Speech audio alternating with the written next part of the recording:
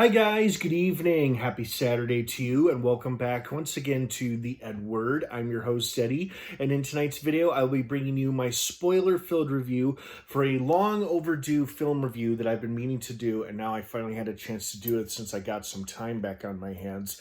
I'm bringing you guys my film review for the horror film that came out a few months ago towards the end of 2025, The Strangers, Chapter 2. It dropped originally in theaters on September 26th of last year. I was busy opening night. I had a work event, so I couldn't go. And I just never got around to seeing it because, as many of you know, fall, September, October are generally very busy months for me as I'm busy doing Halloween-themed attractions like haunted houses. So I just never got around to it. I just finished watching it after renting it on Amazon Prime. Liked it a lot, and I want to share my thoughts and feelings with you guys about it. So, spoiler warning, by the way, if you haven't seen The Strangers Chapter 1 or Chapter 2, you don't want to keep watching or listening to this video, as will be referring to both films and discussing big spoilers at length. So, you have been warned. Let's dive right back into it. First and foremost, the thing that intrigued me the most about this film is how they were going to do it.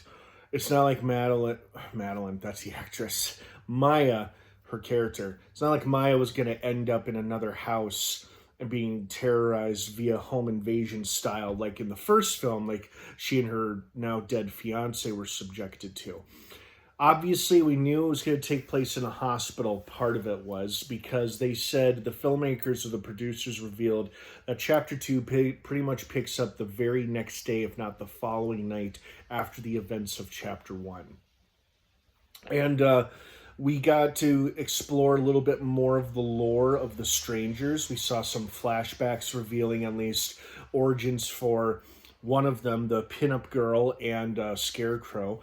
We learned that we finally got the identity confirmed of one of the strangers, a young waitress who works in the diner. We didn't catch her name, but she was the one wearing the pinup girl mask, and she's the one who was flung from the ambulance when Maya slammed on the brakes and turned it on its side. And Scarecrow was then subsequently mourning her. We got to see some backstory.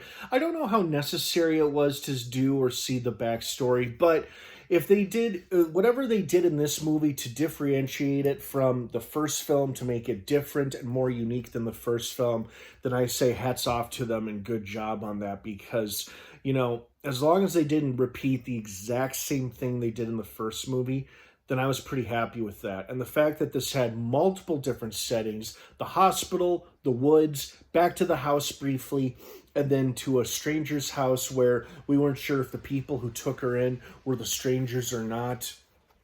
And apparently 3 of them were not. They were all brutally murdered by the strangers via home invasion style. That one guy who drove off might be Scarecrow. He was definitely given off-putting, creepy vibes, but we simply don't know if Gregory, I think his name was, is Scarecrow or not. We're just not sure.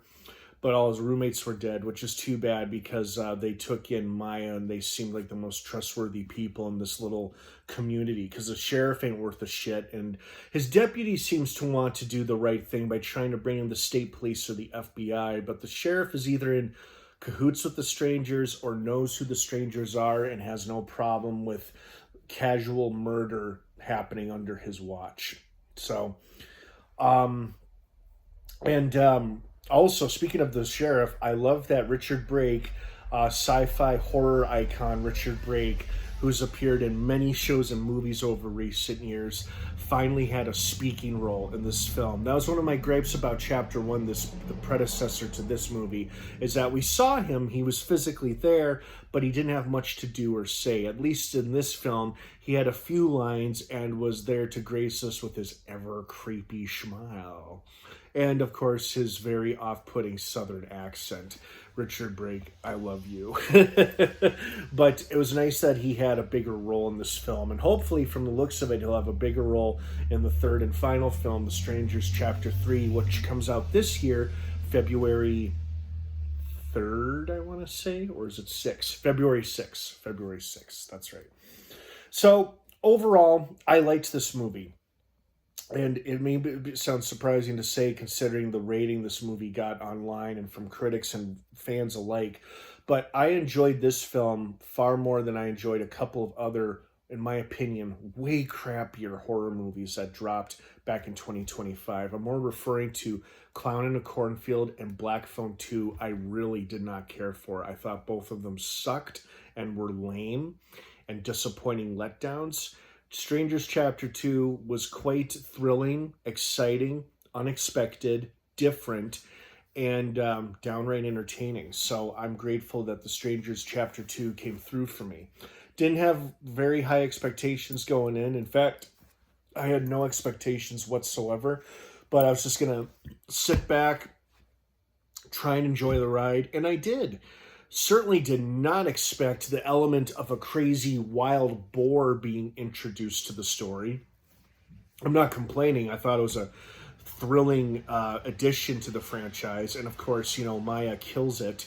But, when Scarecrow went to go let something out of that shed, I'm like, is that some like heavy breathing dog? Or it sounds like a pig of some kind. But I guess it was like either a domestic pig that looked like a wild pig, or it was a wild boar they had captured and they set it loose on an unsuspecting Maya. Whatever the reason, it's dead now. She killed it, but it was an exciting sequence in the movie.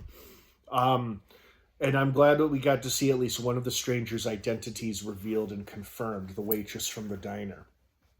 And it makes me wonder, of all the patrons in the diner, the people who work there, the people who are just eating there, how many of them know about or are involved with the strangers? Are any of them the strangers? Again, maybe we'll find out in the third and final film later in about a month or so, but only time will tell. But overall, I enjoyed this film. I liked it a lot more than I thought I would, and I liked it more than I did Chapter 1. I liked Chapter 1 just fine, but I really enjoyed the second one that much more because it was so different. So I liked it a lot. I hope you guys did too. What were your thoughts and feelings on The Strangers Chapter 2? Did you like it? Did you hate it? Were you expecting more, expecting less? Let me know what your thoughts and opinions are down below in the comments section. Have a wonderful rest of your night and a wonderful rest of your weekend if I don't see you. The Strangers Chapter 2 is now available for rent or purchase on streaming. Have a wonderful rest of your night, everyone. Thanks for watching. And of course, until next time, what's your favorite scary movie?